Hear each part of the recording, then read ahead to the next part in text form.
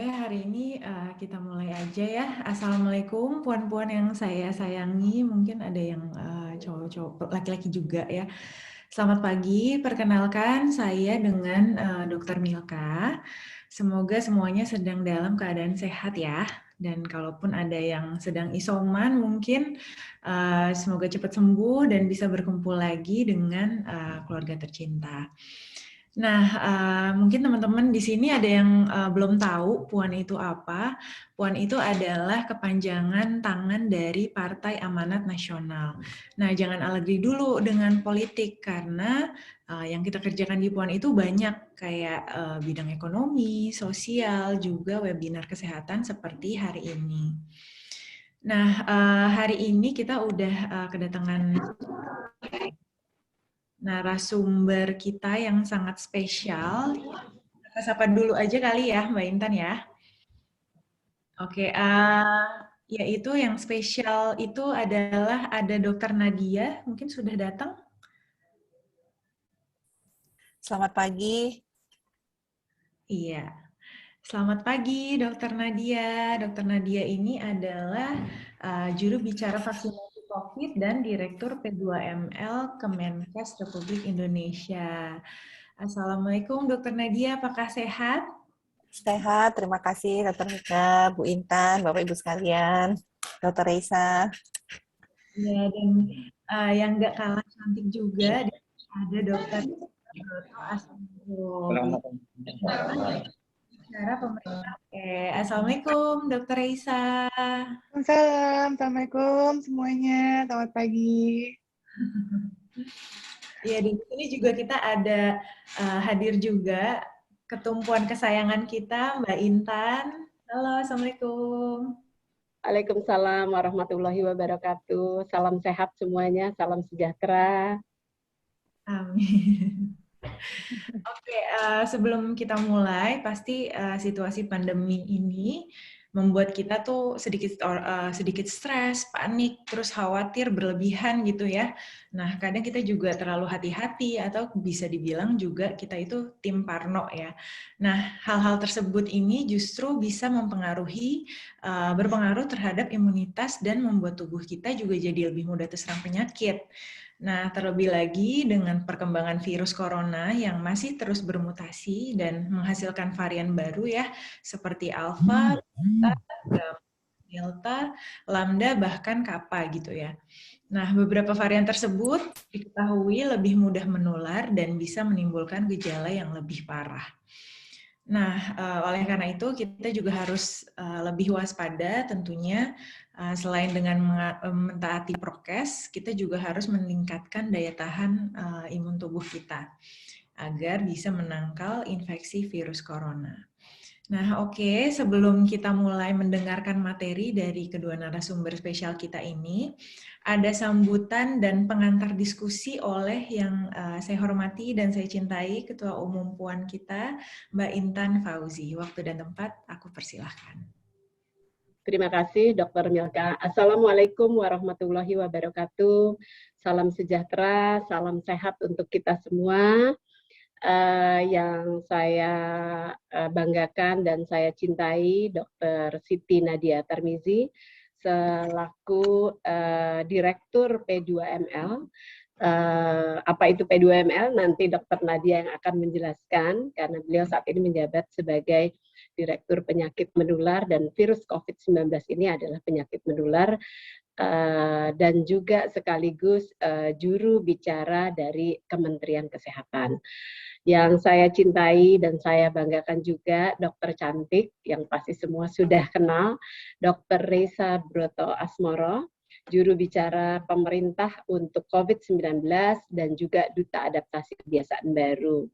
Dan di PUAN kami punya badan kesehatan, dan alhamdulillah Dr. Milka bersedia menjadi ketua badan kesehatan.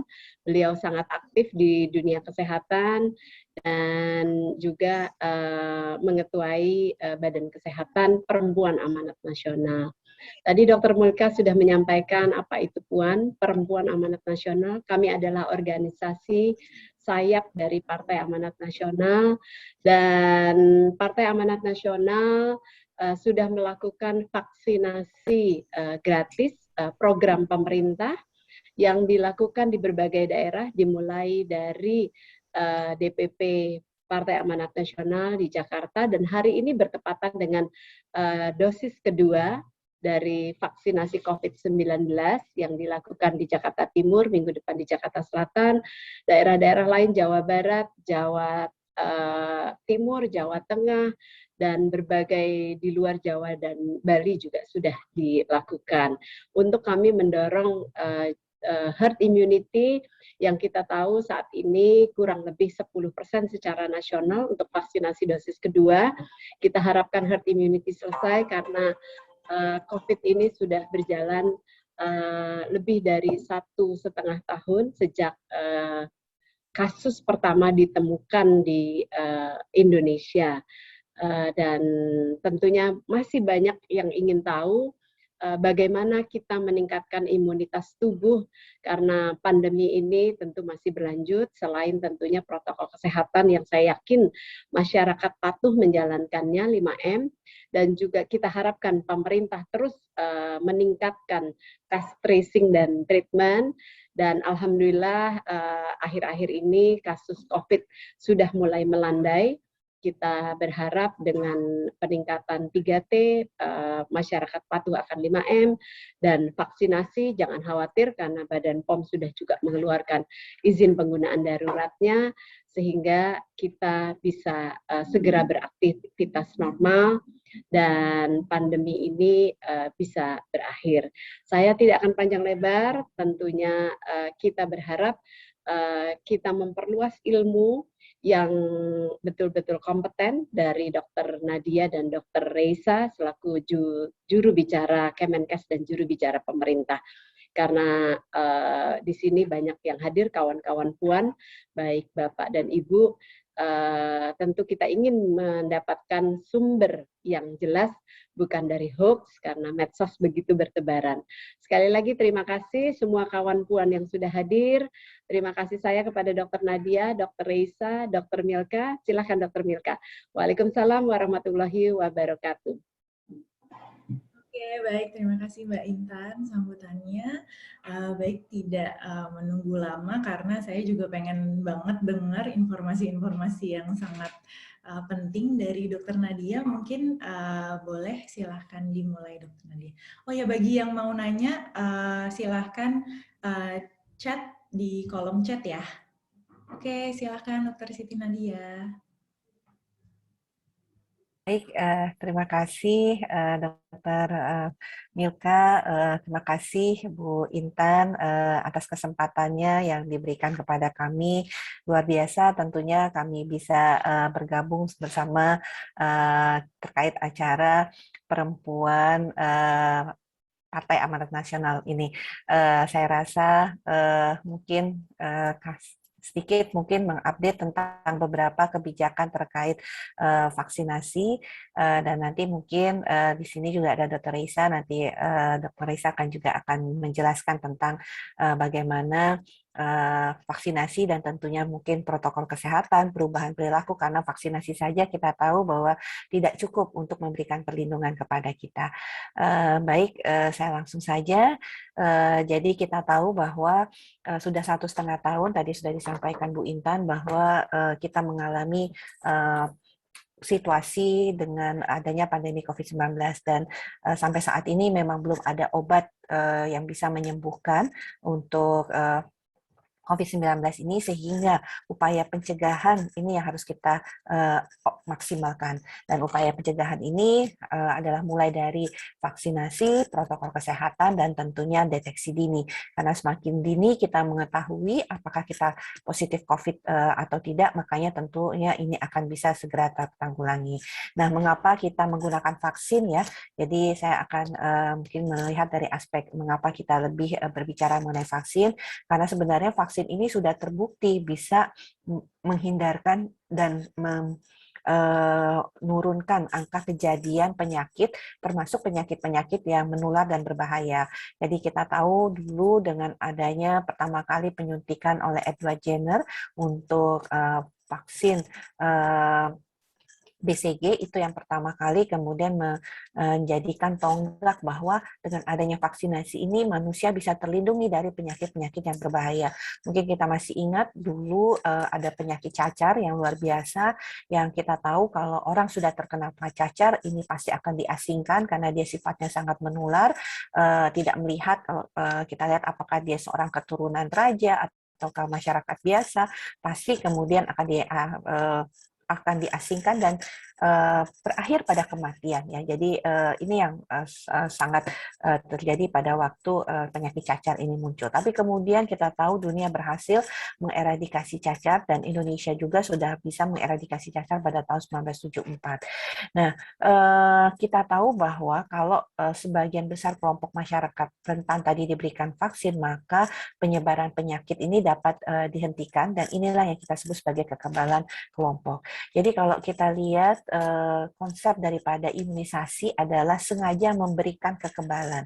Memberikan kekebalan ini artinya bukan di dalam vaksin itu ada zat yang kebal ya, tetapi artinya dia melatih sistem imunitas kita sehingga dengan dia melatih itu memberikan kekebalan kepada kita pada akhirnya. Karena dengan sistem imunitas yang sudah latihan, yang sudah terlatih, itu akan memunculkan ya kekebalan pada diri seseorang. Kita tahu imunisasi itu bisa kita dapatkan dengan cara imunitas pasif, artinya tubuh kita tadi tidak perlu membentuk antibodi atau yang kita sebut sebagai zat kekebalan tadi, tapi bisa menerima antibodi atau imunitas secara aktif. Artinya yang tadi secara membentuk kekebalan tubuh sendiri atau antibodi sendiri. Jadi ini gambarannya bahwa aktif dan pasif sebenarnya imunitas atau kekebalan di dalam tubuh kita itu bisa kita ada dua caranya, dengan didapat atau dengan secara alamiah. Kalau alamiah ada dua. Alamiah itu artinya tidak melalui pemberian vaksinasi ya, artinya kita mendapatkan antibodi itu secara alamiah. Nah, kalau aktif namanya alamiah terbentuk pada saat kita sembuh setelah menjalani infeksi sebuah penyakit. Jadi kalau kita yang kemudian penyintas COVID di tubuh kita itu pasti ada antibodi ya. Kalau pasif itu contohnya seperti apa? Seperti ibu yang kemudian memberikan antibodinya kepada anaknya. Nah, hanya sayang pada COVID-19 ini belum terjadi. Kalau ibu, kita baru ketahui bahwa ibu hamil saat ini sudah mulai divaksinasi, belum ada informasi atau penelitian lebih lanjut yang menyatakan bahwa vaksin COVID-19 dari ibu yang sudah mendapatkan vaksin itu bisa diteruskan kepada janin melalui plasentanya. Ini sampai sekarang datanya belum ada. Nanti kita masih dalam pengkajian dan melihat lebih lanjut. Kalau imunitas yang didapat itu ada dua, artinya kita mendapatkan antibodi dengan cara tadi secara aktif. Ini antibodi terbentuk setelah kita mendapatkan vaksin ya, karena kita dilatih sehingga tubuh kita merespon dengan munculnya kekebalan atau antibodi tadi. Atau yang pasif, justru antibodinya kita berikan seperti pada terapi plasma konvalesen, itu salah satunya adalah memberikan antibodi pada orang yang sakit supaya dia bisa segera melawan virus COVID-19. Nah, jadi pada prinsipnya kita tahu bahwa vaksinasi itu meningkatkan kekebalan, jadi bukan memberikan kekebalan ya, tapi dia meningkatkan kekebalan seseorang secara aktif terhadap suatu antigen. Antigen itu biasanya suatu zat yang dikeluarkan oleh virus ataupun bakteri ataupun apapun juga yang menularkan kepada kita, sehingga kalau nanti terpajan ya dengan zat yang sama, maka kita sudah punya pasukan yang bisa melawan secara langsung. Jadi tidak perlu belajar dulu lagi mengenal antigen tersebut untuk mencari jalan untuk mengalahkannya. Dan tentunya kalau kemudian kita bisa mencegah munculnya penyakit tadi, pasti lama-lama penyakit tersebut akan hilang. Nah, jadi vaksin itu adalah pencegahan, jadi dia bukan pengobatan.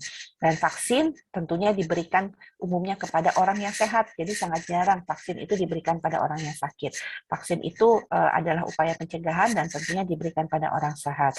Dia tadi saya sampaikan, kekebalan itu bisa kita dapatkan dengan dua cara, dengan infeksi alamiah atau dengan vaksinasi. Tapi kalau infeksi alamiah, tentunya kita akan melewati fase sakit. Dan kita tidak bisa mengendalikan kalau kita sakit itu apakah kita akan sakitnya tidak bergejala, sakitnya ringan, sakitnya sedang, atau sakit berat.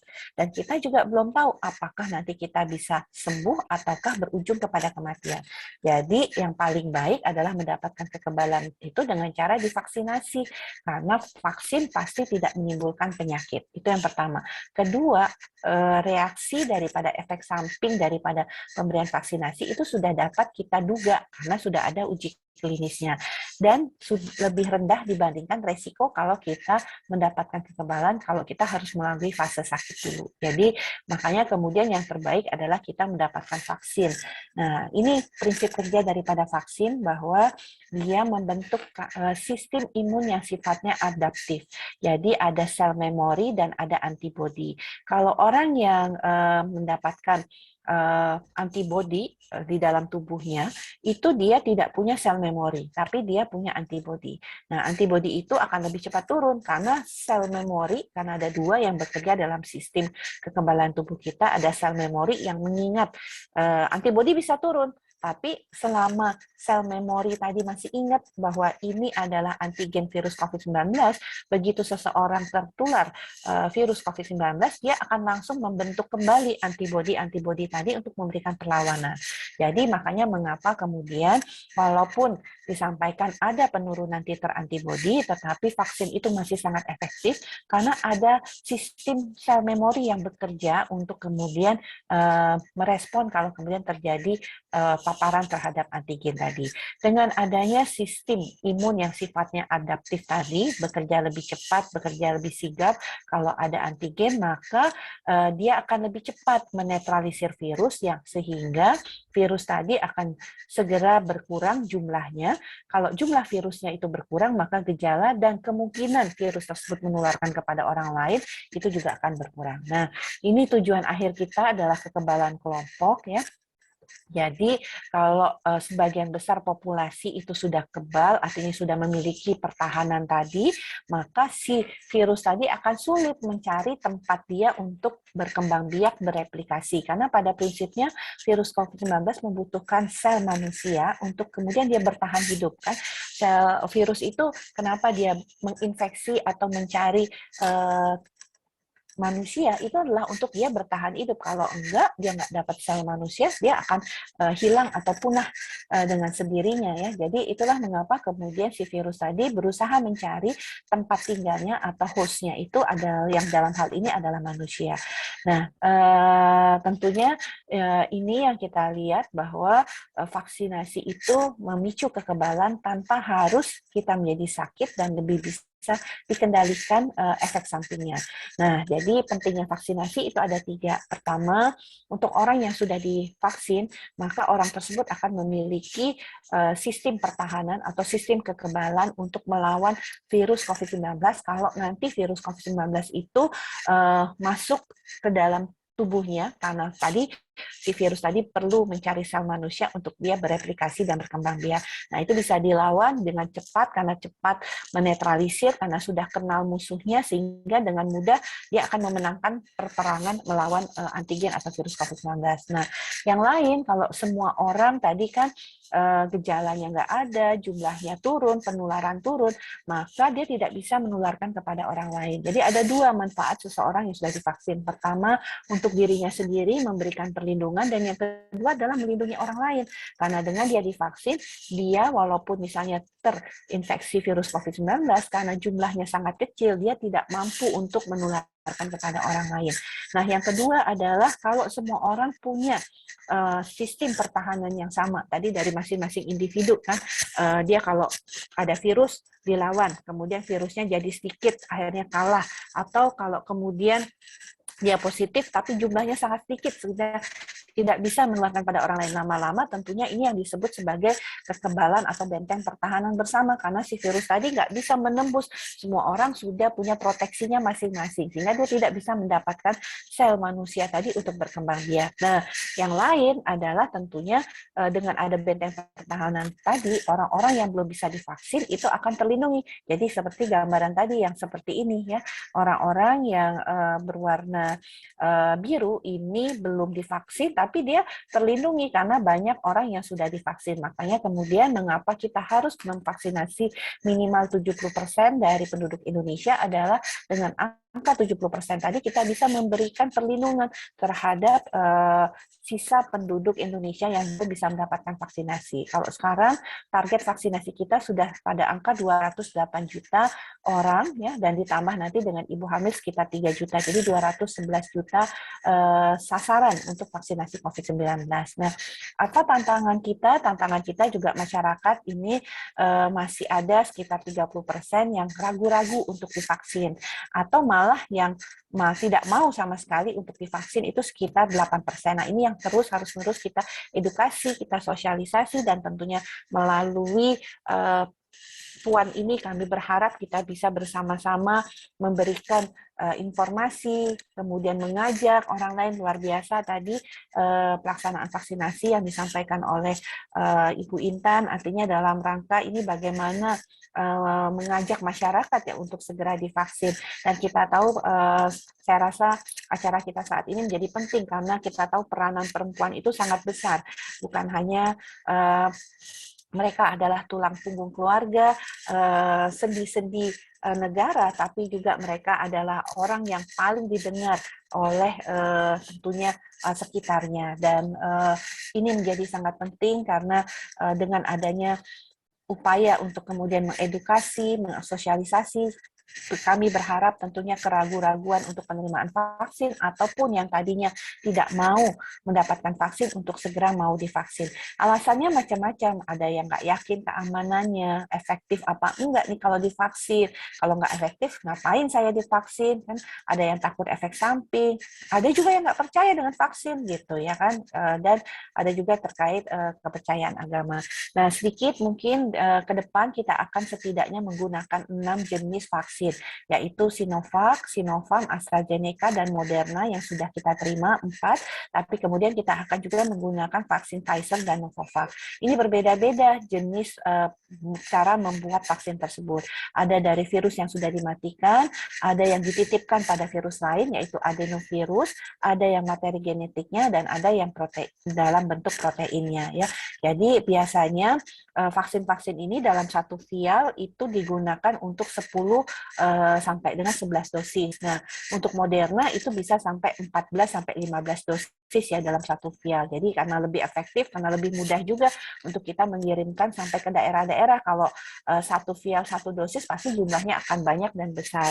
Nah, ini adalah tadi saya sampaikan 4 jenis platform ya, di mana kita akan menggunakan setidaknya 6 jenis vaksin ya, di mana kalau kita lihat waktu pemberiannya, kita tahu bahwa vaksin COVID-19 ini harus diberikan 2 kali ya, jadi harus 2 kali, jangan sampai sudah 1 suntikan kemudian merasa kemudian demam waktu itu terus nggak mau suntikan kedua. Nah, itu tidak akan menimbulkan proteksi, dan kalau tidak ada proteksi berarti kita bukan hanya membahayakan diri kita membahayakan orang lain karena kita bisa menjadi sumber penularan atau super spreader tadi ya. Nah, jadi semua rata-rata setengah mililiter ya, baik pada dewasa maupun remaja, dan rentangnya berbeda-beda. Jadi ini yang kita lihat bahwa perbedaan daripada pemberian dosis keduanya. Nah, kemudian kalau kita lihat semua vaksin untuk yang kita gunakan pada program itu adalah vaksin yang sudah dapat izin edar dari Badan POM dan tentunya sudah dinyatakan halal oleh Majelis Ulama Indonesia. Nah, kalau sudah dapat izin edar dari Badan POM itu artinya aspek keamanan, aspek manfaatnya itu sudah betul-betul dikaji. Jadi sudah ada kriteria untuk penggunaan emergency use authorization-nya. Nah, ini tentunya dukungan-dukungan dari organisasi masyarakat, termasuk juga ini tadi kami sampaikan bagaimana dukungan dari partai politik, semua juga untuk bisa kita mensukseskan proses vaksinasi ini. Kemudian kami sampaikan juga 4 vaksin yang kita terima, Sinovac, Sinovac, AstraZeneca, dan Moderna, ini sudah memenuhi standar WHO dengan mendapatkan EUL ya. Jadi semua sudah dinyatakan aman dan bermanfaat sampai saat ini. Nah, tidak ada vaksin yang memberikan perlindungan 100%. Jadi tentunya tadi kita ketahui walaupun sudah divaksin, seseorang masih bisa tertular virus COVID-19. Tapi dengan divaksin itu masih banyak manfaatnya. Mengapa? Karena dengan divaksin setidaknya kejadian untuk kita tertular itu sudah turun 65%. Artinya kalau kita divaksin, resiko kita untuk sakit COVID-19 itu turun menjadi 65%. Nah, ini kita sudah tahu bahwa kita masuk ke periode ketiga, Bapak Ibu sekalian, dan target kita sekarang adalah 208 juta sasaran. Kalau kita lihat mengapa tadi vaksin itu efektivitasnya tidak 100%, makanya perlu ditingkatkan ya, karena ada faktor-faktor. Jadi kalau vaksin itu kan sangat individual sifatnya, karena ada faktor umur, penyakit bawaan, kerentaan, pernah terpapar enggak, kapan dapat vaksinnya, itu juga sangat mempengaruhi.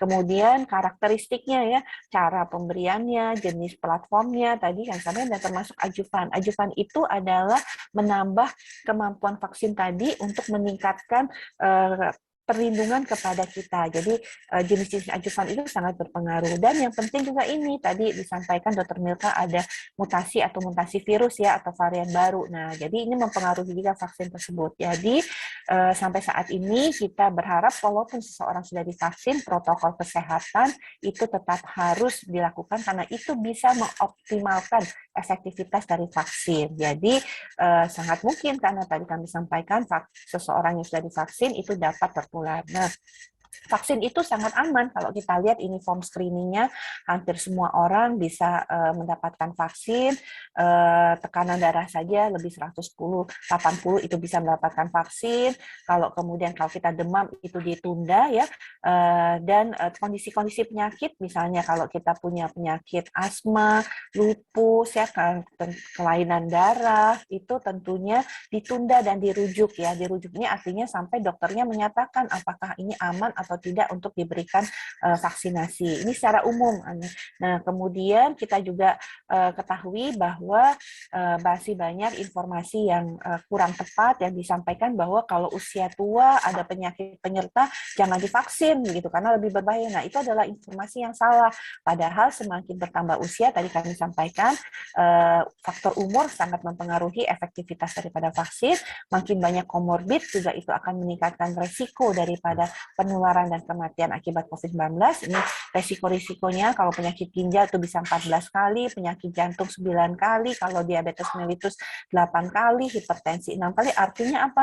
Makin bertambah usia, makin ada penyakit penyerta, harus kita segerakan untuk vaksinasi. Jadi pertama periksakan dulu penyakit-penyakit tersebut. Kalau kemudian terkendali, dokternya mengatakan ini siap divaksin, lakukan vaksinasi. Termasuk juga pada orang-orang yang dengan penyakit jantung ataupun yang meminum obat-obat rutin seperti misalnya pengencer darah, itu juga bisa masih memungkinkan untuk mendapatkan vaksin. Tapi konsultasi dulu dengan dokter yang merawatnya. Kita bisa lihat mengapa pada usia di atas 59 tahun harus divaksin karena ini resikonya sangat besar karena case fatality rate atau angka kematian pada usia di atas 60 tahun itu 11%.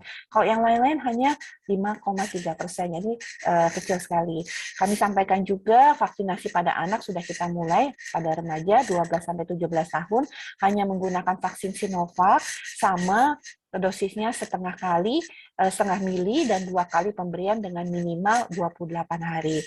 Nah, ini form screeningnya. Jadi kalau anak-anak rata-rata yang harus mendapat perhatian adalah kalau misalnya anak-anak itu mendapatkan vaksin lain, jadi jarak waktunya harus 1 bulan antara vaksin yang lain, misalnya anak-anak mendapatkan vaksin DPT dengan vaksin COVID-19 itu jaraknya itu harus 1 bulan, atau biasanya hepatitis ya, vaksin hepatitis itu jaraknya harus 1 bulan.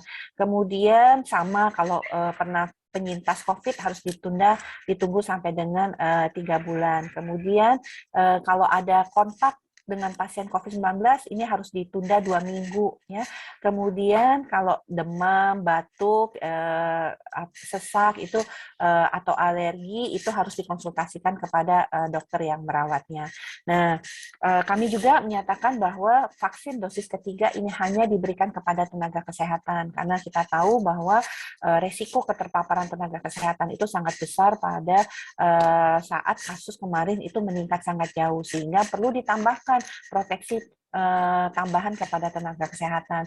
Sementara untuk masyarakat ini sesuai dengan rekomendasi ITAGI, karena memang pada monitoring titer antibodi itu terjadi penurunan untuk vaksin Sinovac ya, maka bisa direncanakan untuk pemberian booster, tapi nanti setelah 12 bulan, artinya tahun depan baru kita akan laksanakan booster ketiga kepada masyarakat secara umum. Kalau sekarang booster ketiga hanya diberikan tenaga kesehatan.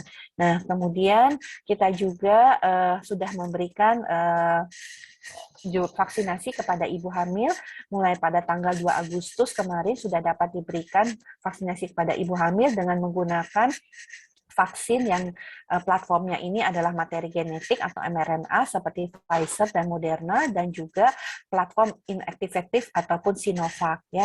Nah, tergantung pada saat itu apa, kalau Sinovac ya Sinovac, kalau Pfizer, kalau ada Moderna.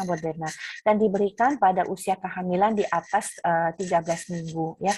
Nah, apa saja sama sebenarnya seperti screening pada yang lain, relatif lebih aman. Tetapi yang jadi catatan kalau tadi pada masyarakat umum itu tekanan darah lebih dari 180, pada ibu hamil dibatasi tekanan darahnya tidak boleh lebih dari 140/90 ya, karena kita tahu adanya penyakit hipertensi pada kehamilan, sehingga kalau kita lihat ada ibu hamil yang kakinya bengkak, sering sakit kepala, nyeri ulu hati, pandangan kabur, tekanan darah 140, maka vaksinasi ini ditunda dan dirujuk ke rumah sakit terlebih dahulu untuk penanganannya, baru kemudian kalau sudah terkendali baru bisa diberikan vaksinasi. Nah, yang lain aman sih seperti jantung, DM, asma, HIV, itu juga kalau semuanya terkendali bisa mendapatkan vaksinasi. Jadi relatif bahwa vaksinasi ini sangat aman. Nah, kita juga sudah mengeluarkan kemarin bahwa pelayanan vaksinasi bagi masyarakat yang nggak punya nomor induk kependudukan ini harus dilakukan bersama-sama dengan Dinas Kependudukan dan Catatan Sipil. Jadi sekaligus dapat nomor induk kependudukan, sekaligus juga mendapatkan vaksinasi. Ini kami sampaikan tidak ada vaksin yang bebas efek samping, tapi yang penting adalah manfaatnya. Manfaatnya jauh lebih besar daripada resikonya.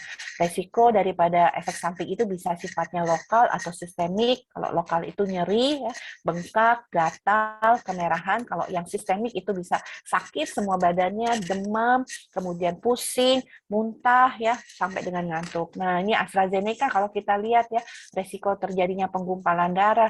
Justru kalau vaksin itu hanya 0,004%. Nah, kalau kita lihat paling tinggi itu adalah merokok itu 0,18%. Jadi makanya efek samping yang sering terjadi itu biasanya bukan karena vaksin, tapi karena perilaku ataupun juga kebiasaan-kebiasaan yang kurang sehat dan tidak sehat, ataupun juga penyakit-penyakit penyerta yang sebelumnya tidak diketahui. Nah, ini yang penting juga nih, kadang-kadang kalau kita divaksin banyak juga yang kemudian pingsan. Nah, ternyata bukan pingsan apapun ya, tapi karena ada kondisi psikologis yang kita sebut sebagai imunisasi stres terkait imunisasi. Jadi respon stres akibat imunisasi. Jadi kita tahu kalau kita itu misalnya lihat jarum suntik itu mau nancep di tubuh kita udah deg-degan, udah keringat dingin. Nah, itu udah pasti meningkatkan nadi kita, kemudian kita bisa sesak, kita bisa juga sampai pingsan. Jadi itu kecemasan, reaksi kecemasan akibat daripada ketakutan dan adanya respon ya, karena kemudian takut untuk divaksin sebenarnya seperti itu, karena mungkin dulu waktu kecil dikatakan ini ya makan makanannya ya sekarang ini harus mau minum susu nih, kalau nggak minum susu dibawa ke puskesmas kita suntik nih gitu. Nah, akhirnya lama-lama menimbulkan trauma mungkin pada sebagian besar orang ya. Jadi ini yang terjadi. Nah, tapi untuk penanggulangan kejadian ikutan pasca imunisasi kita sudah punya sistemnya, dan tinggal tentunya sesuai dengan sistem berjalan. Yang penting adalah masyarakat kalau merasakan ada gejala, segera kontak nomor kontak yang ada di kartu vaksin yang kita dapatkan pasca pemberian vaksinasi, dan ikuti sarannya. Kalau memang harus langsung ke fasilitas pelayanan kesehatan, langsung ke fasilitas pelayanan kesehatan. Jadi jangan menunda, jangan kemudian mengobati sendiri, ya, lakukan konsultasi. Nah, tadi vaksin, karena kita menggunakan 6 jenis vaksin, nggak perlu pilih-pilih vaksin, karena tadi vaksin ini jumlahnya terbatas, semua vaksin sama baiknya, WHO sendiri sudah mensertifikasi semua vaksin yang ada di kita. Nah, kalau kita berbicara, perlu nggak sih tes antibodi kalau sudah divaksin supaya tahu ada nggak sih antibodi yang muncul setelah saya divaksin? Nah, jadi sudah disampaikan bahwa sampai saat ini tidak ada angka ya yang mengatakan berapa sih nilai vaksin yang betul-betul memberikan perlindungan. Jadi berapapun juga angkanya, tadi kita sampaikan ada dua, ada antibodi, ada sel memori. Jadi kalau antibodinya mungkin tidak terdeteksi, bisa saja karena perbedaan dari metode pemeriksaan laboratoriumnya. Nah, jadi daripada udah stres, wah saya kok antibodinya rendah, berarti saya harus divaksin 1 kali lagi. Nah, itu kan nggak ada, karena di dalam uji klinis cukup 2 kali sudah terbentuk antibodi sampai dengan 99%. Jadi nggak perlu dilakukan pemeriksaan antibodi. Nah, terakhir, mengapa virus bermutasi? Karena tadi virus masuk ke tubuh manusia, merusak sel kita, dan kemudian pasti akan dilawan oleh sistem kekebalan tubuh kita. Nah, supaya dia bisa bertahan hidup, dia harus bisa nih pinter-pinternya melawan, mengelabui sistem kekebalan tubuh. Caranya apa ya? Dia harus bermutasi supaya dia nggak dikenal. Makanya kalau makin banyak infeksi yang terjadi di dalam masyarakat, maka varian baru itu akan semakin mungkin terjadi dan muncul. Ya. Jadi itu adalah perjalanan normal dari sebuah virus untuk dia menjadi mutasi karena dia memang mempertahankan hidupnya. Nah, varian yang kita sebut sebagai varian yang harus diwaspadai atau varian yang berbahaya ini adalah varian yang bisa meningkatkan transmisi, bisa meningkatkan keparahan penyakit, dan bisa mempengaruhi vaksin maupun alat diagnostik kita. Nah, kalau di Indonesia sendiri, ini per tanggal 1 Agustus kemarin ini sudah ada 25 provinsi nih yang sudah kita deteksi memiliki varian yang tadi, yang VOC tadi yang harus diwaspadai. Ada varian yang perlu diperhatikan karena bisa suatu saat varian yang diperhatikan ini menjadi varian yang harus diwaspadai. Nah, terbanyak adalah varian Delta ya, kalau kita lihat DKI Jakarta, Jawa Barat, Jawa Tengah, kemudian kalau kita lihat yang berikutnya NTT, ini daerah-daerah yang cukup tinggi kita temukan kasus ataupun varian deltanya. Nah, ini peta sebarannya mungkin bisa kita lihat ya, hampir 25 provinsi, tapi bukan berarti yang putih-putih ini tidak ditemukan, karena mungkin belum saja, karena kita melakukan pemeriksaan ini berdasarkan sampel secara acak ya. Nah, padahal kita tahu nggak mungkin deh orang Palembang nggak ke Padang, orang Padang nggak ke Palembang, orang Medan nggak mungkin dia ke Riau, nggak ke Riau, dia pasti ke Riau. Orang Medan juga pasti ke Aceh, orang Aceh pasti ke Medan. Jadi karena pertukaran dan mobilitas ini pasti juga mereka akan membawa penyebaran daripada varian Delta ini. Nah, mengapa varian Delta ini harus kita waspadai? Kita lihat kemampuan penularannya itu sangat tinggi. Delta itu 5-8 kali. Kalau original Wuhan itu hanya 2,5 kali ya. Jadi dia lebih cepat menular, kemudian punya safety value yang rendah. Nah, ini yang tapi jangan takut, tetap divaksin ya, walaupun dikatakan adanya penurunan efektivitas dari vaksin, tapi tadi kembali bahwa ada sel memori, ada antibodi yang masih bisa mengenali, jadi tetap harus divaksin. Terakhir mungkin nanti akan disampaikan lebih banyak oleh Dr. Risa. Penting juga tadi, kita tahu tadi ada 30% yang masih ragu-ragu, ada 7% yang nolak. Nah, ditambah kita terus mendorong untuk melakukan vaksinasi, tapi ada juga nih kampanye-kampanye tentang informasi yang salah atau informasi yang tidak benar. Jadi malah menambah takut ataupun juga menambah keraguan masyarakat untuk divaksin. Paling banyak hoax itu atau informasi yang salah itu melalui apa? Aplikasi chatting, WhatsApp, Line, Telegram, atau melalui sosial media. Paling banyak tuh sosial media 92%. Kalau lewat WA itu ataupun yang lainnya adalah 62%. Nah, ini salah satunya. Mohon maaf. Ini gambar mayat ini ya.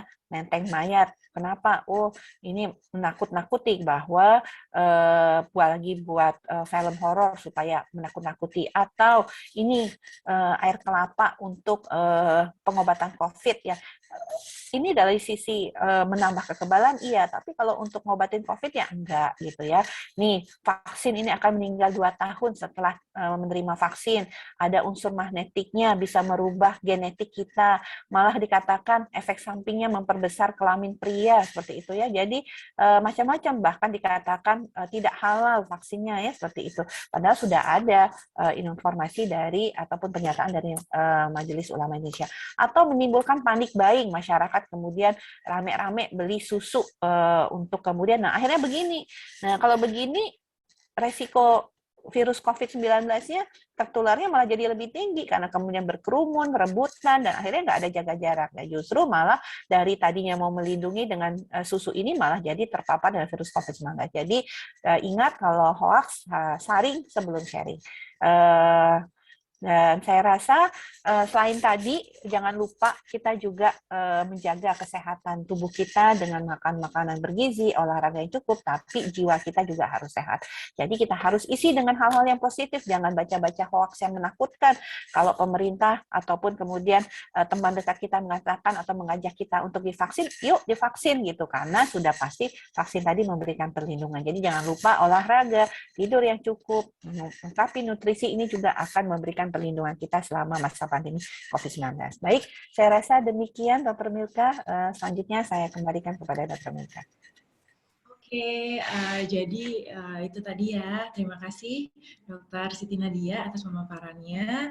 Jadi yang belum vaksin, ayo semuanya kita sekalian vaksin. Kalau teman-temannya mungkin yang belum vaksin, kita bilangin karena vaksin itu aman dan sudah terbukti efektif. Karena dengan vaksin selain kita melindungi diri sendiri, kita juga bisa melindungi orang-orang terdekat kita, orang-orang yang rentan seperti orang tua kita ya. Dan yang paling penting lagi karena agar kita terjadi herd immunity ya dok ya. Jadi populasinya itu lebih banyak yang tervaksinasi, jadi kita harapkan virus akan sulit bereplikasi di dalam tubuh manusia. Dan bismillah semoga virus ini cepat hilang gitu. Oke, saya langsung buka pertanyaan aja. Mungkin sudah ada yang bertanya.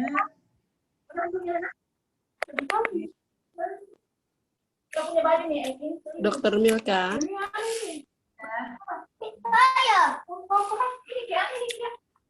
Oke, mungkin ini dari Prihatin Kusdini. Dokter izin bertanya, untuk berpergian ke luar negeri katanya, yang diterima adalah AstraZeneca. Bagaimana jika kita divaksin Sinovac? Apakah harus divaksin ulang? Seperti itu, dok. Ya, jadi saat ini kan kita keterbatasan jumlah vaksin ya. Artinya tadi dengan jumlah vaksin yang harus kita kejar 208 juta tadi adalah sebenarnya bagaimana kita bisa supaya Indonesia ini keluar dari situasi pandemi COVID-19 ya. Jadi kalau memang ada kebutuhan untuk keluar negeri untuk mendapatkan vaksin AstraZeneca, ini kalau sudah mendapatkan vaksin Sinovac ya tentunya biasanya ya kalau pengalaman yang lalu-lalu vaksin ini nanti akan bisa diberikan pada saat tiba di negaranya yang akan dituju ya, karena memang kalau sampai saat ini kita pemberian vaksinnya itu ditujukan untuk segera mencapai 208 juta tadi untuk segera divaksin, karena jumlah vaksin kita terbatas. Kalau kemudian kita memberikan pengulangan vaksin kepada orang yang sudah pernah mendapatkan vaksin, pasti nanti akan kurang vaksinnya untuk orang lain. Nah, dan padahal yang menjadi tujuan kita saat ini adalah bagaimana bangsa Indonesia ini segera keluar dari pandemi, sehingga kami menganjurkan tentunya kalau yang akan melakukan perjalanan ke luar negeri, kita tahu juga ada paket-paket perjalanan ya yang bisa sekaligus divaksin, silahkan untuk memilih kondisi tersebut ya. Dan pengalaman kami juga pada banyak teman-teman ataupun yang menanyakan terkait perjalanan ke luar negeri, ini yang bisa dilakukan adalah mendapatkan vaksin begitu setibanya di negara tersebut. Jadi mereka mendapatkan vaksin ulang ya di sana. Itu alternatif yang bisa dilakukan. Karena banyak sekali negara-negara Eropa itu pemberian vaksinasinya itu bisa dilakukan di bandara masing-masing pada saat ketibaan. Oke, jadi di bandara waktu pada saat tiba ya dok ya? Di negara yang bersangkutan, iya. Karena kalau sudah dapat vaksin sekarang, Sinovac misalnya, kita tidak ada program untuk pemberian vaksinasi ulang dengan vaksin lain ya, karena tadi bahwa vaksin kita tadi terbatas, Dr. Milka. Sementara sasaran vaksinasi kita ini kan masih cukup besar ya, masih ada 208 juta yang harus kita selesaikan supaya Indonesia ini terlindungi dan kita keluar dari pandemi COVID-19 ini. Mungkin pertanyaan terakhir, dari sebentar. Kan banyak jenis vaksin ya dok ya. Apa sih kadang-kadang orang pengen tahu gitu. Apa sih yang paling baik vaksinnya gitu? Ya, semua vaksin sama. Karena semua vaksin tadi kan saya sudah sampaikan sudah dapat standar WHO semua, sudah dapat pengakuan dari WHO dan sudah melalui uji klinis ya. Dan semua itu memberikan perlindungan dan artinya semua vaksin itu sama baiknya dan memberikan proteksi. Buktinya juga kepada tenaga kesehatan ya. Tenaga kesehatan kan yang pertama kali itu mendapatkan Sinovac.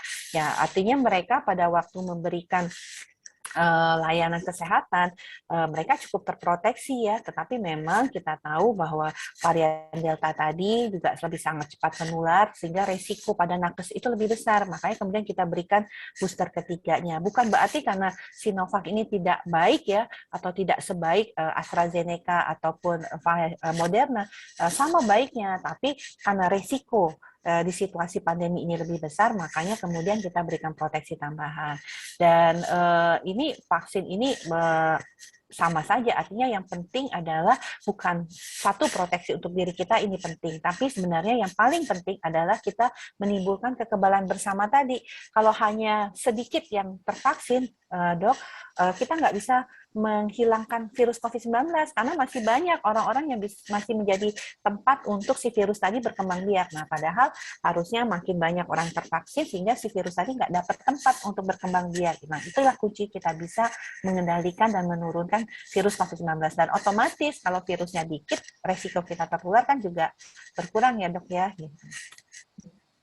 Oke, terima kasih penjelasannya Dr. Nadia. Mungkin kita langsung lanjut aja ke pemaparan materi Dr. Reisa Broto Asmoro. Silakan.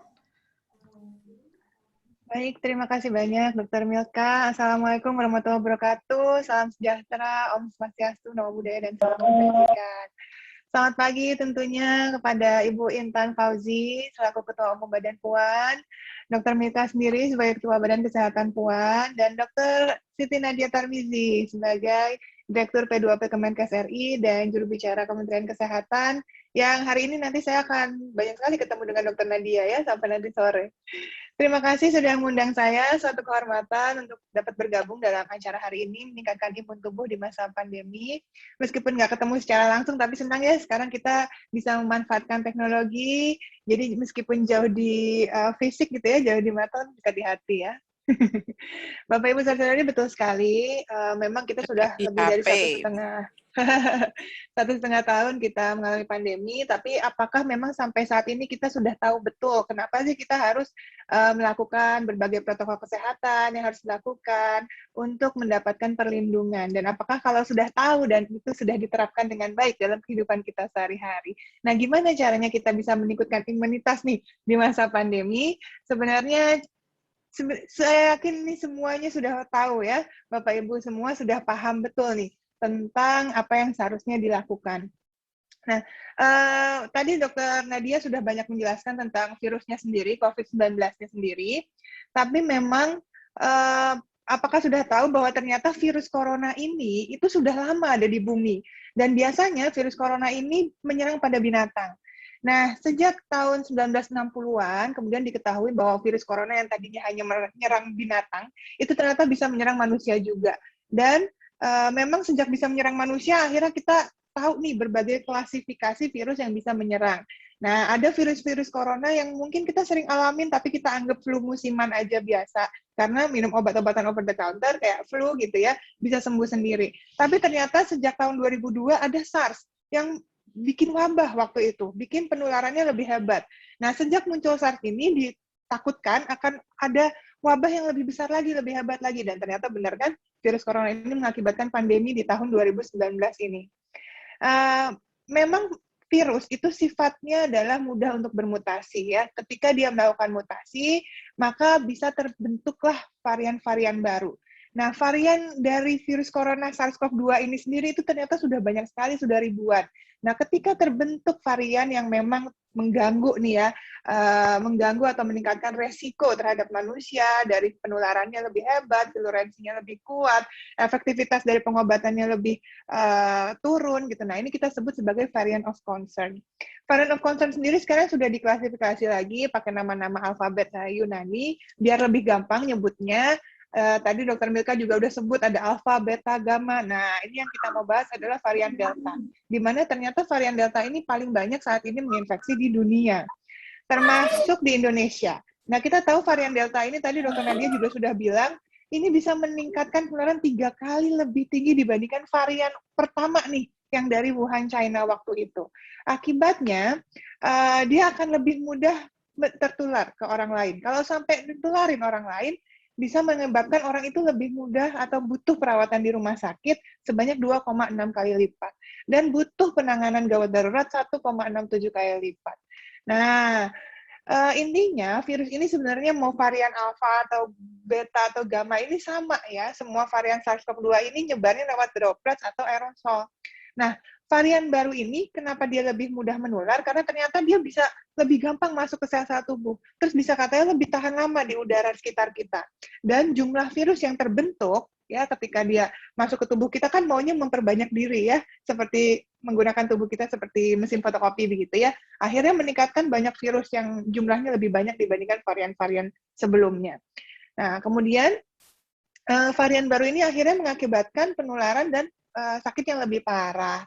Tapi sebenarnya kita mesti lihat juga kalau kita melakukan pencegahan yang tepat seperti 3M, kemudian ditambah dengan 3T dan vaksinasi, maka sebenarnya bisa dihandle. Tapi Dirjen WHO juga sudah mengatakan karena sejak ada varian Delta ini, ya 1 bulan terakhir kita mengalami kenaikan kasus global sampai 80% peningkatannya. Bayangkan. Jadi yang waktu itu beberapa bulan yang lalu mungkin sudah banyak negara-negara yang bebas gitu ya, nggak pakai masker, nggak pakai prokes apa-apa. Bulan kemarin tiba-tiba penonjakannya luar biasa.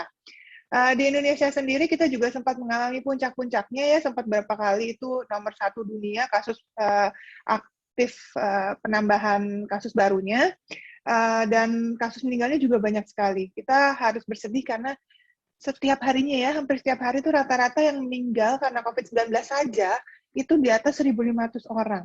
Sempat 2.000 orang dalam sehari. Bayangkan, cepat sekali terjadi perburukan dalam penyakit COVID-19 yang baru ini, akhirnya mengakibatkan tidak tertolong. Nah, per 2 Agustus kemarin di Indonesia kita dalam posisi 6 dalam penambahan kasus baru sebanyak 22.400, tapi perlu diperhatikan di sini bahwa kasus kematiannya tinggi sekali. Kita paling tinggi di dunia dan jauh ya dari India, bahkan Amerika yang penambahannya 56.000 kasus, tapi yang meninggal dunia 200 orang. Jadi ini kita nggak bisa anggap lagi sepele. Ini penyakit yang remeh gitu ya, penyakit yang gejalanya ringan, udah pasti sembuh. Nggak juga, karena ternyata buat banyak orang di Indonesia ini penyakit yang mematikan. Dan ini berkaitan erat dengan mobilitas. Jadi jangan lengah ketika kita sekarang kasusnya sudah mulai turun, wah udah mulai bebas lagi, orang ketemu lagi, kumpul-kumpul lagi, arisan lagi misalnya ya, atau kita silaturahmi lagi, hati-hati. Jangan sampai seperti yang sudah dikatakan oleh Menko Marifest sendiri, ini berkaitan erat dengan mobilitas. Jadi setiap kali ada mobilitas masyarakat yang naik gitu ya, pasti kasusnya juga ikut naik. Seperti kemarin juga pas Idul Fitri itu terjadi kenaikan kasus meskipun sudah digembar-gemborkan tentang tidak mudik dulu ya, tapi tetap ada pergerakan masyarakat. Sekitar 5 juta lebih masyarakat tetap melakukan aktivitas mudik. Akibatnya ya ini seperti yang kita alami sekarang. Jadi kita tetap harus hati-hati karena sejak 21 Juni yang lalu, pertama kali kita naik di kasusnya di atas 14.000 kasus, kita udah panik. Oh, tapi ternyata sekarang kita sempat kemarin sampai 50.000 kasus lebih per harinya. Nah, ini hati-hati setiap kali ada kumpul-kumpul yang namanya super spreading events, akhirnya terjadi penularan dan lonjakan kasus yang luar biasa. Bahkan kita tahu varian Delta ini munculnya dari festival keagamaan di India yang luar biasa ya, kumpul-kumpulnya di sana, akhirnya muncul ini dan menyebar varian Delta ke seluruh dunia, mengakibatkan kejadian yang sekarang ini. Makanya kita harus hati-hati, jangan sampai karena kelalaian kita muncul kasus-kasus baru lagi atau varian baru lagi yang lebih berbahaya dari Delta. Amit-amit ya, semoga nggak ada lagi deh. Gitu. Tapi meskipun demikian, kita mesti bersyukur karena sampai sekarang varian-varian yang baru ini semua masih bisa terdeteksi dengan alat tes yang tersedia, ya seperti PCR swab test dan antigen dan lain-lain. Dan masih bisa merespon dengan regimen pengobatan yang disiapkan saat ini dan bisa dicegah dengan protokol kesehatan yang sama. Nah, cuma bedanya nanti kita akan lebih mengutamakan penggunaan masker double. Nah, dan vaksinnya juga semuanya masih efektif terhadap varian yang baru ini. Nah, kenapa sih kita harus melakukan protokol kesehatan? Kita tahu penularannya tetap sama, yakni apa? Droplets. Droplets itu apa sih? Cairan yang ada di mulut dan hidung kita yang keluar ketika kita apa? Bicara, bersin, nyanyi, batuk, lagi mungkin ada bapak-bapak nih yang rokok gitu ya. Jadi semua, kalau kita ngomong aja suka ada percikan-percikan, siraman-siraman yang kita yang, wah hati-hati nih kena orang gitu kan. Nah ini juga begitu, bisa keluar nih virusnya ke bawah, kemudian kalau terpercik dan terhirup sama orang lain, dia bisa terinfeksi dengan cara kontak langsung. Tapi kalau misalnya kemudian percikan itu jatuh ke barang-barang di sekitar, kemudian ada orang yang pegang-pegang, terus nempel di tangannya, virus kan nggak kelihatan ya, terus orang itu megang-megang tempat masuknya virus, yaitu cuma 3 ya, mata, hidung, dan mulut. Kemudian akhirnya bisa tertular dengan cara kontak tidak langsung. Nah, perlu diperhatikan juga virus ini, dalam dropletsnya kalau perciknya kemana-mana, di benda mati, bisa bertahan 72 jam di plastik dan stainless steel. Dan bahkan bisa bertahan di karton itu 24 jam. Nah, jadi hati-hati dengan barang-barang di sekitar kita. Makanya kita wajib minimal 3M. Apa sih? M yang pertama pasti semua udah tahu pakai masker. Kenapa harus pakai masker? Ya tadi, supaya menghindari penularan dengan cara kontak langsung tadi. Jadi kita nggak menghirup dan nggak terpercik droplet orang lain. Dan kalau kita yang sakit, kita yang bawa virus, kita nggak menularkan ke orang lain. Masih ingat mungkin tahun lalu ya, sudah banyak diproklamirkan tentang maskerku melindungimu, maskermu melindungiku gitu ya. Ini benar adanya. Apalagi dengan penularan yang makin cepat sekarang dengan varian Delta, ternyata kita harus pakai maskernya double. Kenapa? Biasanya orang cuma pakai masker medis aja. Nah, masker medis ini kan banyak lubang-lubangnya nih, di kanan, kiri, atas, bawah, gitu ya, suka nggak rapat. Nah, makanya harus dirapatkan kembali, yaitu ditutup dengan masker medis di dalam, ditutup dengan masker kain di luar. Karena biasanya masker kain kan lebih ketat ya, mengikuti bentuk wajah. Nah, ternyata nggak cukup juga hanya kalau pakai masker kain aja.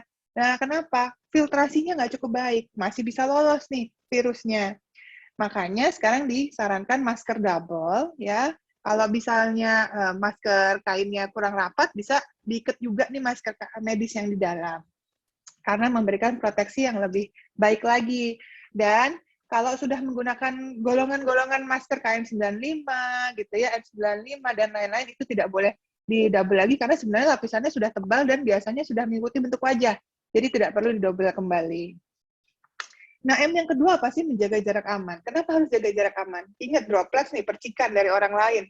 Kalau kita deket-deket, orang keluar hembusan ketika bicara, ketika napas gitu ya, itu bisa aja virusnya keluar. Makanya kita harus jaga jarak supaya ya udah jangan sampai kita terpercik dan terhirup sama orang lain. Nah, kalau sudah jaga jarak, kan kita asumsikan droplets yang keluar terbawa gravitasi, dia akan jatuh ke bawah. Jadi nggak akan terhirup sama kita. Kemudian M yang ketiga, yakni apa? Mencuci tangan. Saya yakin semuanya juga udah tahu caranya, dari kecil kita udah diajarin. Tapi apakah sudah melaksanakannya dengan baik? Ada berapa langkah cuci tangan nih, kawan-kawan semuanya, Bapak Ibu? Saya rasa lebih hafal anak-anaknya atau cucunya bahkan ya. Jadi memang 6 langkah cuci tangan itu sebenarnya disarankan. Ya, kenapa? Ya karena semua lapisan tangan ini harus kena. Kalau kita cuci tangan asal-asalan, ketika kita pegang hidung, punggung tangan biasanya yang pegang, ya kan? Atau kita kucek-kucek mata, telapak tangannya nggak even megang gitu. Nah, jadi semua lapisan tangan harus dicuci, ya, sama 20 detik dengan sabun dan air mengalir. Kalau nggak ada, boleh pakai hand sanitizer, tapi langkahnya tetap sama, ya, tetap langkahnya 6 langkah itu harus diterapkan. Oke, 3M basicnya. Kemudian lingkungan juga harus dijaga kebersihannya. Virus ini berkaitan dengan transmisi droplet melalui udara. Jadi, hal yang paling penting untuk diperhatikan ketika berada di ruang publik maupun di rumah adalah ventilasi. Ya, jadi jaga sirkulasi udara dengan baik. Ketika berada di ruang tertutup, pastikan tetap ada pergantian udara. Kalau nggak ada jendela yang bisa dibuka, maka manfaatkan teknologi. Zaman sekarang saya yakin Bapak Ibu sudah tahu semua ada yang namanya air purifier, ya, ada HEPA filter, ada air sterilizer, dan lain sebagainya. Nah, itu bisa digunakan untuk mengurangi jumlah virus yang ada di ruangan tersebut. Nah, kemudian kalau misalnya tetap harus bekerja di luar, beraktivitas di luar, hati-hati ketika berinteraksi dengan alat makan atau area-area yang bersinggungan dengan mulut orang lain, misalnya di dapur, pantry. Nah, ini di perkantoran sering banget terjadi karena penularannya dari situ, tukar-tukaran alat makan, cangkir, dan lain-lain, maka bisa terjadi penularan. Karena ternyata sistem pembersihannya tidak higienis atau penyajiannya juga terpercik dari orang yang membuat, misalnya. Jadi hati-hati ketika belanja atau makan di restoran juga. Apakah alat makannya sudah pasti higienis atau belum? Dan ini membantu sekali untuk mengurangi resiko penularan dengan di keluarga, yakni melaksanakan protokol kedatangan, supaya nggak terjadi klaster di keluarga. Gimana caranya? Mudah sekali, lepas sepatu di luar rumah. Saya yakin orang Indonesia rata-rata begitu ya, lepas sepatu di luar rumah, dibersihkan, karena droplet ingat jatuhnya ke bawah gitu ya, seiring gravitasi, jadi kita anggap bawah tuh paling kotor. Kemudian kita bersihkan barang-barang bawaan kita, kayak tas, belanjaan, segala macam.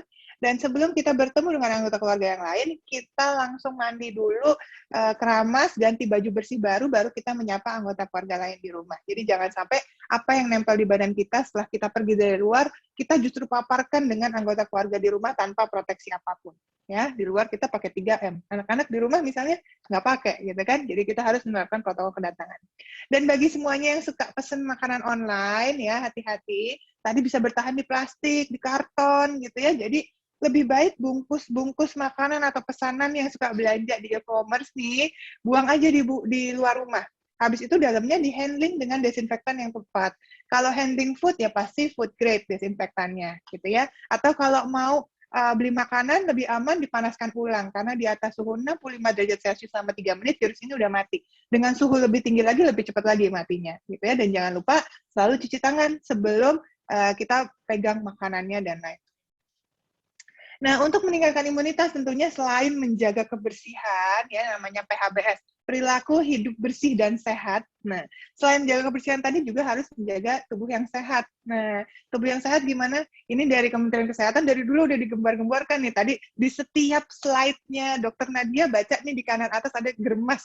Nah, itu apa sih? Salah satunya adalah mengkonsumsi makanan yang dengan gizi seimbang. Mungkin ada Bapak Ibu yang dulu masih belajarnya 4 sehat 5 sempurna gitu ya, boleh diupdate sedikit karena sekarang kita sudah pakainya patokannya gizi seimbang ya. Gizi seimbang itu apa? Semua tuh udah harus masuk, karbohidrat, protein, lemak, kalau bisa lemak baik ya, kemudian vitamin dan mineral, semuanya ini harus masuk ke tubuh kita supaya kita bisa mendapatkan manfaat dari semuanya. Dan pengaturannya dari gimana? Isi piringku. Nah, boleh di-browsing nanti takaran-takarannya gimana. Di situ ada gambarnya tuh, makanan pokok harus sama banyaknya dengan sayuran, lauk pauk harus sama banyaknya dengan buah-buahan, dan harus mengkonsumsi air mineral yang cukup juga. Jadi ini porsi sekali kita makan yang bisa membuat semua kebutuhan tubuh kita tercukupi, ya, dari segi vitamin dan mineralnya juga. Jadi buat mungkin bapak-bapak nih yang biasanya ya, makan 1 piring full, terus nasinya dulu ya kan, terus lauknya ditumpuk. Nah, itu isi piringku atau isi tumpengku tuh, Pak. Hati-hati ya, jangan kebanyakan juga. Dan perhatikan sayuran ini bukan garnish, jadi buat yang nggak suka sayur, nah hati-hati nih, kadang-kadang suka jadi hiasan doang, nggak boleh ya, sayur tidak bisa digantikan dengan buah-buahan, karena ternyata kebutuhan kita berbeda. Kemudian selain itu juga harus tidur cukup dan olahraga teratur. Tidur ini penting sekali ya untuk menjaga imunitas. Jadi buat orang yang suka nanya gimana ya jaga imunitas dengan baik. Nah, salah satunya tidur nih. Coba diperhatikan di masa pandemi ini tidurnya jadi lebih teratur atau malah jadi justru berantakan nih. Kadang-kadang ada yang nggak bisa berhenti nonton serial, drakor misalnya sampai pagi, atau kerja terus gitu ya, meeting terus sampai malam-malam gitu. Nah, hati-hati. Harus tetap minimal 7-8 jam memiliki kualitas tidur yang baik di malam hari. Terus tetap harus olahraga. Ya, gerakan mager ya harus dikurangin. Di rumah aja tapi tetap produktif, itu yang lebih baik ya. Olahraga ya di masa pandemi yang disarankan adalah intensitasnya ringan sampai sedang. Justru nggak boleh intensitas berat, karena intensitas berat nanti bikin tubuh kita untuk recover lagi, pemulihannya lagi ke fit kembali lebih lama. Akhirnya beresiko lebih tinggi untuk terinfeksi penyakit-penyakit menular. Jadi ya udah intensitas ringan sedang aja kan bisa di rumah aja. Minimal 15-20 menit 3 kali seminggu itu udah cukup. Jadi ya udah lebih baik olahraga di rumah, lebih aman dibandingkan berdebat di luar. Saya olahraga harus pakai masker nggak ya di luar rumah? Nah, di rumah aja ya, ikuti panduan-panduan yang ada di YouTube misalnya ya, 15 minutes workout dan lain-lain. Nah, salah satu hal yang hits banget nih sejak awal pandemi adalah vitamin. Vitamin apa sih yang harus dikonsumsi di masa pandemi ini gitu ya biar imun kuat? Dan yang paling hits adalah vitamin D. Saya ingat banget tuh waktu tahun lalu kita berdebat kapan waktu berjemur yang baik. Nah, ada di sini mungkin Bapak Ibu yang tim jam 8 atau tim jam 10 atau tim jam 12 siang. Oh, kok kayak ikan asin ya. Panas banget nanti jadinya. Nah, sebenarnya vitamin D memang kita butuhkan. Ya, sudah banyak jurnal yang membuktikan vitamin D ini bisa meningkatkan imunitas. Tapi tidak boleh berlebihan juga. Sesuaikan dengan dosis kebutuhan kita masing-masing. Lebih baik lagi kalau tahu nih kondisi vitamin D tubuh kita ini sedang normal, defisiensi, atau bagaimana. Ya, karena pemberian dosis vitamin D yang paling tepat adalah ya sesuai dengan kadarnya. Kalau kurang, ntar ada terapi biasanya dosis tinggi selama 3 bulan, nanti dicek lagi kalau sudah normal, turun dosisnya sesuai dengan kebutuhan harian. Nah, berjemur itu juga begitu. Jangan tim-tim jam-jaman, karena setiap orang bisa berbeda sesuai apa? Lokasinya, ya kan ada berbeda nih ya, sesuai lintang bujurnya dan ketinggian daerah. Nanti kalau kita tim jam 8, oke, di gunung sih nggak apa-apa ya. Kalau misalnya jam 10 deh, tim jam 10. Di gunung nggak apa-apa ya, masih adem-adem aja. Tapi kasihan orang yang di pantai tinggalnya ya. Bisa gosong jam 10 disuruh berjemur.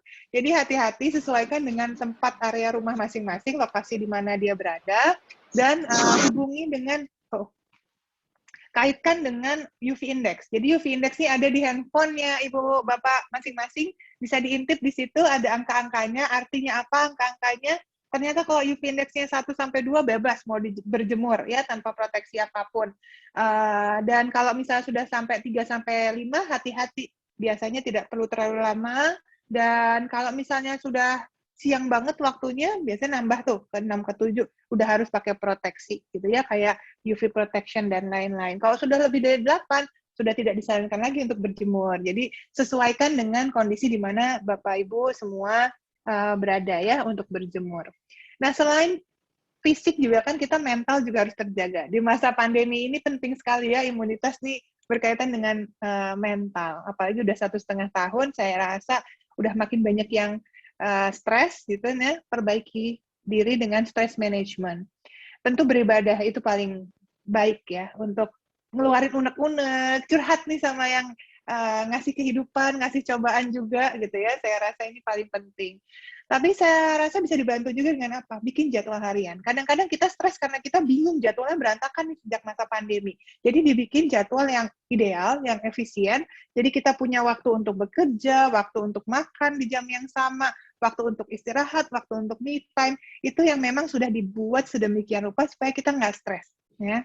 Kemudian punya hobi. Nah, ini saran saya bagi semua Bapak Ibu, saya rasa banyak hobi yang muncul sejak era pandemi. Ya, ada yang berkebun mungkin, ada yang suka jadinya berkebun, atau jadi masak, ya bikin-bikin makanan bisa jadi nambah income tuh semuanya. Tapi hobi ini adalah stress management yang paling tepat untuk kita masing-masing, karena sesuai dengan kebutuhan dan kesukaan kita. Nanti kalau misalnya rasa terlalu berat gitu ya, apalagi dengan pemberitaan yang makin banyak belakangan ini makin bikin stres, boleh lo konsul dengan yang profesional. Bisa dengan psikolog atau psikiater gitu ya, untuk bisa mendapatkan penanganan yang paling tepat. Nah, intinya adalah kalau misalnya kita memang harus bekerja di luar rumah, perhatikan hal berikut, nih hal-hal simpel yang bisa kita praktekkan dalam kehidupan sehari-hari, yakni apa? Hindari kerumunan. Tahu di situ ada rame-rame, jangan deket-deket. Bawa kantong belanja sendiri di rumah yang bisa dicuci, ya. Atau kita bisa manfaatkan teknologi dengan e-money atau teknologi kris, gitu ya. Bisa transaksi online tanpa harus memegang ganti-gantian uang. Kemudian bawa bekal atau alat makannya sendiri dari rumah yang udah pasti bersih atau higienis. Nah, memang di masa pandemi ini kita tidak diperbolehkan ya untuk melakukan kontak fisik terlebih dahulu. Ini Indonesia ini banyak banget salamnya ya. Ada yang salaman, jabat tangan, ada yang cepika-cepiki, ada yang salim ya, cium tangan. Aduh, banyak banget ya salamnya. Tapi di masa pandemi jangan dulu ya. Apalagi saya sempat lihat nih banyak orang yang kasih bantuan kemana-mana, tapi pas ngasih bantuannya terus cium tangan dari satu hidung mulut orang lain ke mulut orang lain. Jangan ya. Jadi hal seperti itu jangan diteruskan kembali karena bisa menularkan virus gitu ya. Kemudian bawaan kita memang jadi banyak sekali, tapi nggak apa-apa. Ini salah satu adaptasi kebiasaan baru yang harus kita lakukan untuk bisa survive di masa sekarang. Termasuk harus bawa masker ya, masker ekstra karena maksimal satu masker itu digunakan 4 jam sekali. Kalau basah atau lembab harus lebih cepat lagi digantinya. Nah, memang tadi Dr. Nadia sudah mengatakan, di sini saya mau menekankan sekali lagi tentang vaksin. Banyak sekali vaksin yang masuk ke Indonesia dan rencananya juga akan datang dan akan digunakan. Tapi sebenarnya vaksin-vaksin ini semuanya itu melalui tahapan pembuatan vaksin yang sama. Jadi mau pendekatan penelitian eksplorasinya itu bermacam-macam, tapi semuanya ini ada yang dibuat dari inactivated, ada yang pakai mRNA, ada yang pakai adenovirus seperti AstraZeneca, dan lain-lain. Semua ini harus melalui syarat yang sama. Uji praklinis, uji klinis 3 tahapan, kemudian nanti ditinjau lagi oleh, misalnya kalau di Amerika ada US FDA, di Eropa ada Europe FDA, di Indonesia ada Badan gitu ya. Nanti kalau sudah, baru deh boleh digunakan dan didistribusikan. Jadi nggak perlu takut atau kemakan sama merek-merek yang ada ya, karena kalau misalnya saya bilangnya, ya semua kecap sih bilangnya nomor 1 ya, tergantung sukanya yang mana gitu. Jadi manfaatkan apa yang ada secepat mungkin dan lakukan tuntas 2 dosis. Kenapa? Karena ini contohnya. Jadi kalau misalnya baru disuntik 1 dosis, maka respon imun primer ini akan turun nanti pada satu waktu. Dan disinilah kenapa harus dilakukan penyuntikan dengan jarak tertentu. Jadi turunnya antibodi yang terbentuk ini itu butuh booster dari suntikan dosis kedua supaya tercipta respon imun sekunder dan menciptakan imun memori yang optimal nantinya. Makanya harus dilakukan 2 kali penyuntikan, jangan cuma 1 gitu ya. Jadi buat yang baru 1 kali, nah langsung buru-buru deh untuk melakukan suntikan kedua. Nah, memang vaksin ini nggak bisa bikin, mungkin memang apa tadi ya? Oh ya, vaksin ini nggak bisa bikin kebal 100% begitu, tapi ini adalah salah satu ikhtiar kita aja kok. Kalau misalnya kita punya vaksin, ya memang kita tetap proteksi utamanya apa? 3M. Ya kan boleh ditambahin 5M, 6M boleh. Tapi minimal adalah proteksinya dari luar dulu. Untuk apa? Mengurangi jumlah virus yang masuk ke tubuh kita. Kalau sampai ada yang kecolongan masuk ke tubuh kita, ada si vaksin. Nah, tapi memang vaksin ini tetap aja efektif, karena apa? Kalau sampai terinfeksi, biasanya nih 94% nih Sinovac nih ya, itu mengurangi resiko bergejala, mengurangi resiko untuk butuh perawatan di rumah sakit, dan mengurangi resiko kematian. Mengurangi resiko bukan berarti hilang resikonya sama sekali, tapi kemungkinan orang yang meninggal dunia karena COVID-19 ini jadi menurun gitu ya. Tentu harus kita manfaatkan gitu kan, apapun merek vaksinnya semua sama-sama efektif kok. Ya, jadi jangan kemakan bilang, oh merek yang ini nggak bagus, merek yang ini nggak bagus gitu ya. Ternyata tidak. Dan makin banyak ikhtiar yang kita lakukan, just like the Swiss cheese defense ini, makin banyak usaha proteksi perlindungan yang kita lakukan akan makin baik, makin terlindungi kita dari terinfeksi. Di situ ada jaga jarak, ada cuci tangan, ada pakai masker, ada vaksin, dan lain-lain. Nah, inilah yang membuat kita aman, terlindungi. Jadi, disiplin menerapkan protokol kesehatan dan vaksin inilah yang membuat kita aman dari COVID-19, tapi bisa tetap terus produktif dalam kehidupan kita sehari-hari. Begitu tadi, sekian presentasi dari saya. Semoga bermanfaat. Saya kembalikan ke Dr. Milka. Ya, terima kasih Dr. Raisa. Informasinya benar-benar apa ya? Benar-benar informatif sekali dan langsung ngena gitu di hati. Nah, berarti yang paling penting kalau sekarang itu virus Delta itu kita harus pakai maskernya itu double, Yes. maskernya itu double, kemudian jaga jarak, cuci tangan, kemudian kalau untuk imunitas kita harus olahraga, konsumsi gizi seimbang, sama tidur yang cukup. Dan jangan lupa divaksinasi ya dok ya. Betul. Mungkin sekarang aku mungkin kalau ada yang mau nanya bisa di kolom pertanyaan atau mungkin di unmute.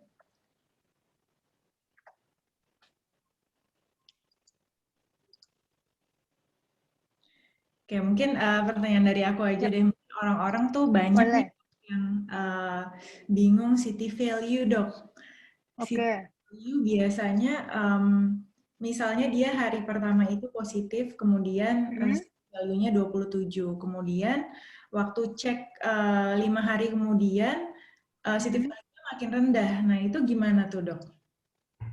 Oke, sebelumnya saya mau mengingatkan ya Dr. Milka, ini banyak yang ternyata direct message. Mungkin biar kebaca sama Dr. Milka, mungkin jangan ke saya langsung, saya nggak kebaca nih pertanyaannya. Iya.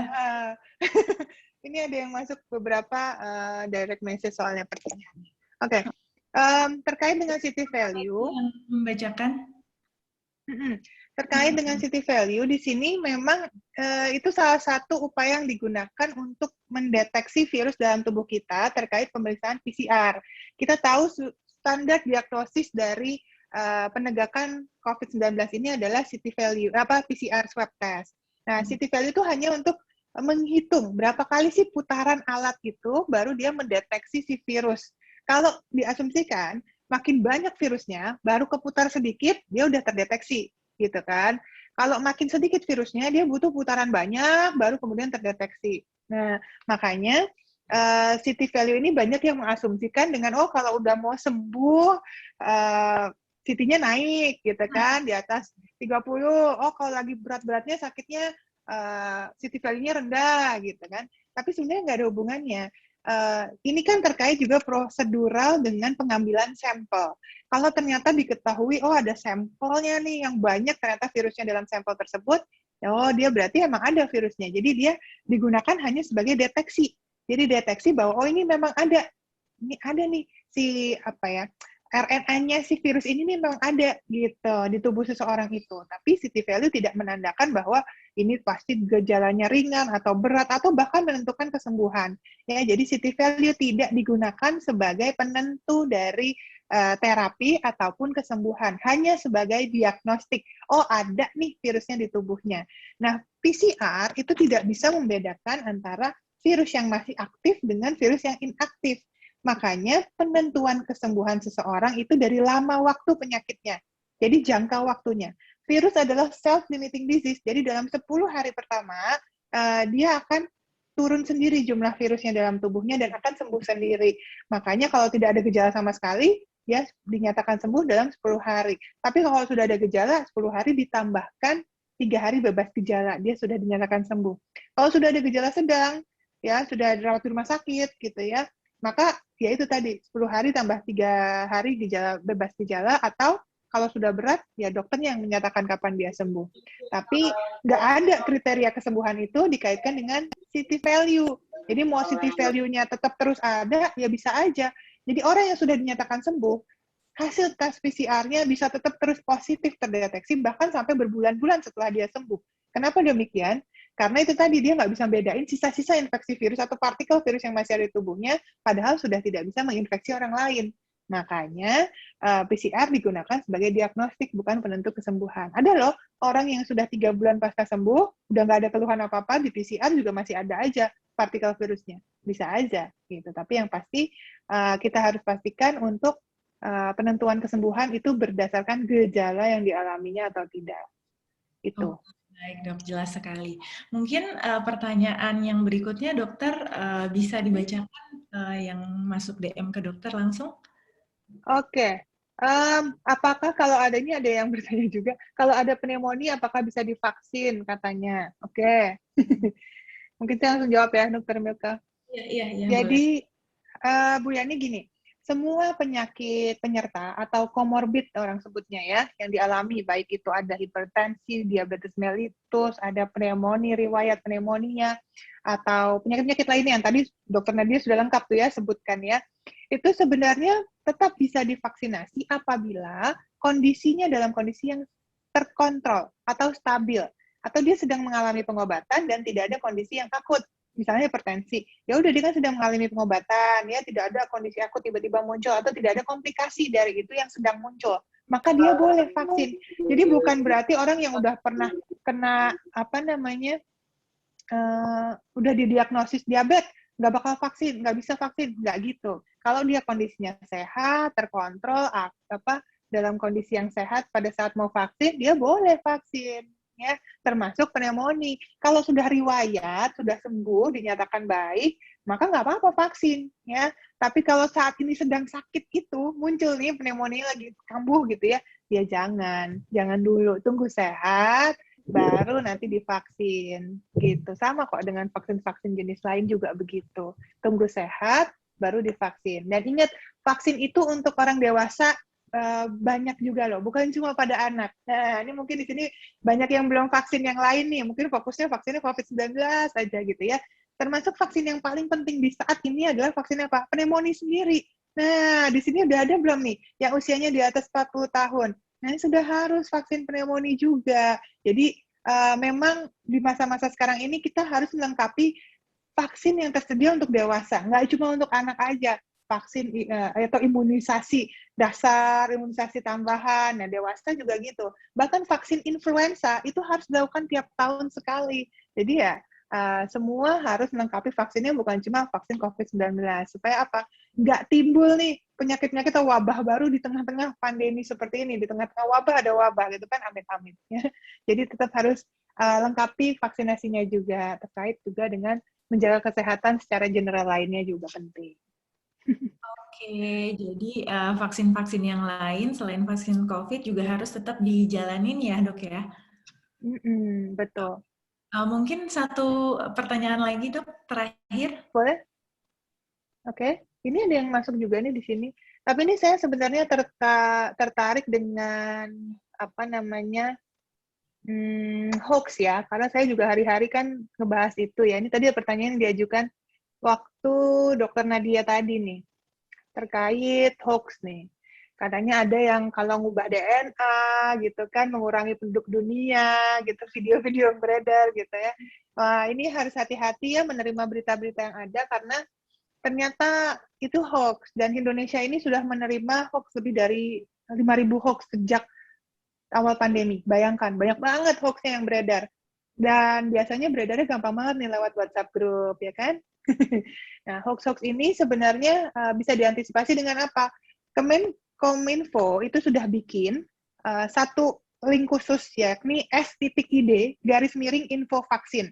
Ya, buat Bapak Ibu semuanya coba harap diingat nih ya linknya ya.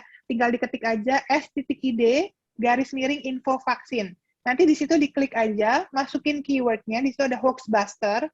Masukin keywordnya, mau ngecek berita tentang apa, apakah ini termasuk hoax, apakah misinformasi, disinformasi, atau berita salah, nanti akan keluar di situ penjelasannya lengkap. Ya, jadi buat semua nih yang ingin menyebarkan berita-berita ke teman-temannya, cek dulu beritanya itu benar atau enggak yang disebarkan. Jangan menambah kepanikan dengan menyebarkan berita hoax. Jadi ya udah masukin klik link itu tadi. Ya, jadi kalau tadi yang bilang merubah DNA itu salah, karena tidak akan bergabung dengan DNA manusia. Kemudian mengurangi penduduk dunia, sudah pasti yang namanya penyakitnya sendiri, bukan vaksinnya, penyakitnya sendiri mengurangi penduduk dunia. Ya, dan yang harus kita takuti adalah penyakitnya, bukan vaksinnya. Vaksin ini justru penyelamat di tengah-tengah pandemi ini. Penyakitnya yang sedang kita hadapi ini yang mematikan buat kita ya, terutama di Indonesia. Tadi sudah saya kasih contoh ya, perbandingan kematian dari masyarakat Indonesia dibanding negara-negara lain. Jadi ya di Indonesia ini ternyata berat penyakitnya yang dialami juga ya, jadi harus hati-hati. Ya udah, Itu yang paling penting. Pastikan jangan menyebar hoax sebelum kita memastikan kebenaran beritanya. Oke, baik. Tadi alhamdulillah udah kita saksikan materi-materi dari kedua narasumber. Nah, sebelum berakhir, boleh dong dari Dr. Nadia sama Dr. Reisa untuk pesan-pesan buat kita semua. Mungkin dari Dr. Reisa dulu, kemudian baru dilanjutkan ke Dr. Nadia ya, Dok. Oke, baik. Bapak Ibu semua, kawan puan, memang kita harus tetap disiplin ya dalam menerapkan protokol kesehatan sampai saat ini, sampai pandemi berakhir. Karena meskipun vaksin sudah tersedia, kita nggak boleh lengah. Ini belum saatnya kita menganggap remeh penyakit ini. Karena kalau kita anggap remeh, kita justru membahayakan diri kita sendiri dan orang lain, terutama orang-orang sekitar kita yang kita cintai. Makin kita meremehkan, makin merajalela virus ini, semakin banyak korban yang berjatuhan, semakin berat beban keluarga yang menanggungnya, semakin kewalahan fasilitas kesehatannya, dan semakin lama nanti kita berkumpul seperti dulu lagi. Jadi, ini saatnya kita bersatu, kita tidak beradu argumen, kita saatnya untuk bergotong royong, karena saat ini kita sedang melawan musuh yang sama, yakni virus COVID-19. Dengan apa? Melaksanakan 3M, sukseskan 3T, dan vaksinasi. Oke, terima kasih Dr. Reisa. Kemudian mungkin Sama-sama. kata-kata dan pesan dari Dr. Nadia.